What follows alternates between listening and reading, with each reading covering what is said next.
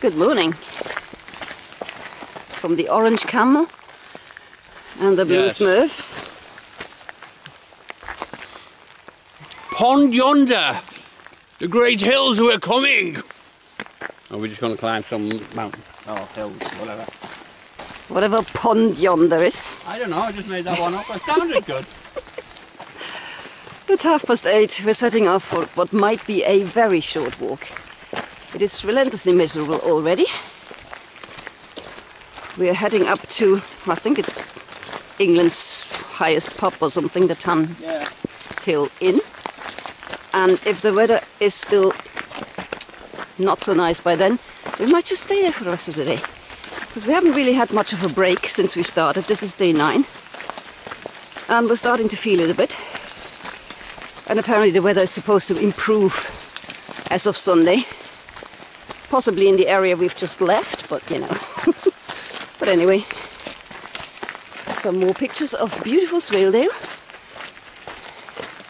Even in the rain it's pretty. Yeah. Like Who, me? No, Swaledale. No, me. I'm pretty all the time. Pretty awful. And if all this looks familiar, it's because about 2 months ago we did this exact stretch on the coast to coast. It got a bit better and then it got worse again.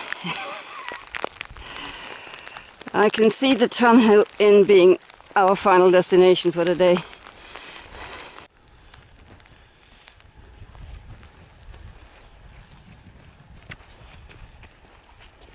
Well, it seems we have reached the Tan Inn. Well, I haven't reached it, but we can see it. Yeah, that is a lot of traffic. Well, not traffic, cars and stuff around it.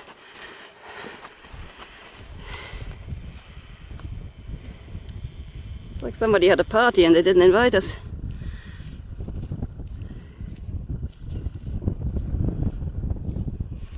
Oh well, let's hope we can get a seat by a plug. Priorities.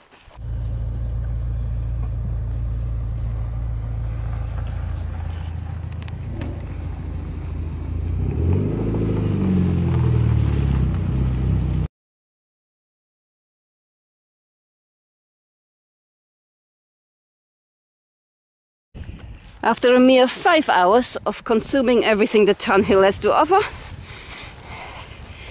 and charging our electronics, we have now hit the infamous bog section just after.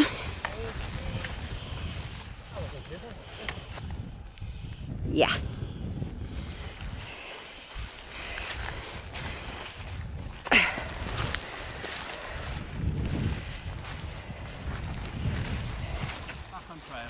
Yeah.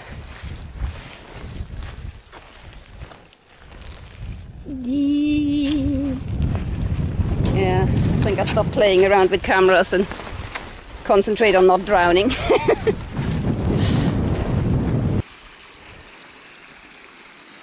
We reached the end of the boggy section. Well, this boggy section. Nice little bridge.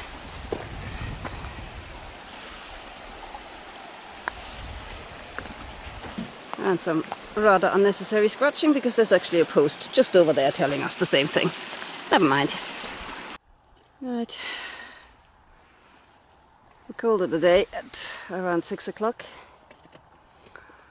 Just because it's just the usual. We're about to enter now, cross a road and enter another bog, sitting in this bog. And then we're into a lot of farm fields and stuff, so we thought we'll have an early night. And navigate all that that's possibly not campable tomorrow. I mean, where we are is borderline not campable, but you know, we think we're okay.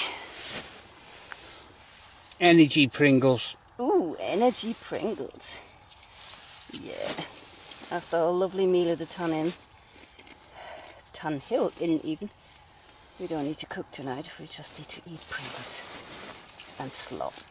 We're good at slopping, aren't we? No, the midget, are they midges?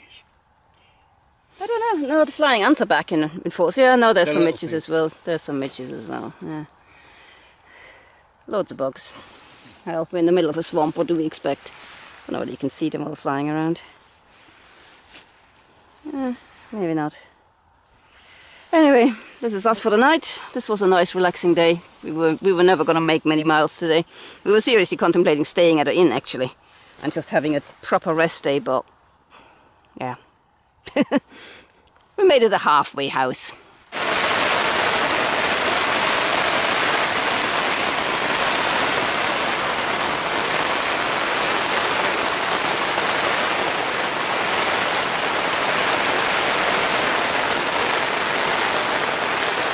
Guess who's just booked the room for tomorrow night? We need to get dry, I think. Even our waterproof socks after 3 days of wearing are wet. Are wet, soaking. Mine are so wet I'm not even taking them inside a tent. It's just, yeah. So we decided we're having a short day tomorrow, maybe 12 miles I think it is, 11, 12 miles into Middleton and Keystone. We've just booked the last room available, or the last room available in our price range. And stop this. We're getting this yellow weather warnings in various areas around us, and yeah, this. We're in an inflatable bed, so if it floods, we'll float. Don't even go there in a joke. Day 9 turned out to be a rather short day. We made our way out of Kelton up the hill, past a number of farmhouses, and through the moors, up to the Tanhill Inn, Britain's highest pub. The only unexpected bit in this stretch was there was a gate somewhere around one of the houses, I think in this area, a metal gate that when we tried to open it simply fell over. So be aware of when you're hiking here, don't open any gates if there's small children or animals standing behind it, because it might literally just come crashing down. I hope they fixed it by now, but yeah. So the Tanhill Inn ended up being our sort of respite for about 5 hours while we waited out weather and charged our devices and everything and tried to figure out whether it was worth carrying on. But the weather actually did improve. So after lunch we decided to move on into what is a notoriously boggy section out of the Tanhill and downhill for once, down the moor. It wasn't that bad for us because it had been dry for most of the weeks leading up to our hike, but yeah, I can imagine this being quite a slogfest when it's really, really wet. But it's straightforward again. You end up leaving via that nice bridge and staying on the Pennine Way preferably and just make your way through a number of fields, cow fields, bull fields in fact, this one here, to where there is a choice of paths to take. That there's an alternative which goes that way and will eventually head towards a place called Bows and then goes back, meeting up with the Pennine Way somewhere. Now this is an interesting alternative for people that need resupply or need a pub or want to stay overnight. But we didn't need anything like that, so we carried on the actual Pennine Way over another short moor to exactly here. There was a gate through this wall and that's where we stayed because the weather started to turn a wee bit funny again.